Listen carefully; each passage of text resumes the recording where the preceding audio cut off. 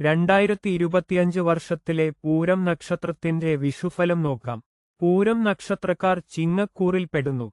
ഇക്കൊല്ലത്തെ വിഷുഫലമനുസരിച്ച് അന്ത്യശൂലത്തിൽ പെടാതെ തുടർന്നുള്ള ഷഡ്ഗത്തിൽ നാലാമത്തെ നക്ഷത്രമാണ് പൂരം. അതുകൊണ്ട് ഈ നാളുകാർ ഇക്കൊല്ലം ഇടപെടുന്ന കാര്യങ്ങളിലെല്ലാം വിജയിക്കും. ജോലിരംഗത്തും കുടുംബകാര്യങ്ങളിലും അനുകൂല ഫലങ്ങളാണ് അനുഭവപ്പെടുക. വിചാരിച്ചതിനേക്കാൾ കൂടുതൽ നേട്ടമുണ്ടാക്കാൻ കഴിയുന്ന വർഷമാണിത്. പൂർവിക സ്വത്ത് കൈവശം വന്നുചേരും. കടബാധ്യതകളിൽ കുറെയൊക്കെ തീർക്കാൻ കഴിയും. വർഷത്തിന്റെ മധ്യകാലം ഗുണദോഷമിശ്രമായിരിക്കും. എങ്കിലും ഗുണഫലങ്ങൾ തന്നെയാണ് കൂടുതലും അനുഭവപ്പെടുക. രോഗഭീതിയുണ്ടാകുമെങ്കിലും രോഗാരിഷ്ടങ്ങളൊന്നും ഉണ്ടാകാതെ കഴിഞ്ഞുകൂടാൻ സാധിക്കും.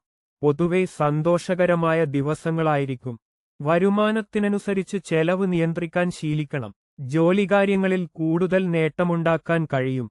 വിദ്യാർത്ഥികൾക്ക് പഠനകാര്യങ്ങളിൽ ഉയർച്ചയുണ്ടാകും.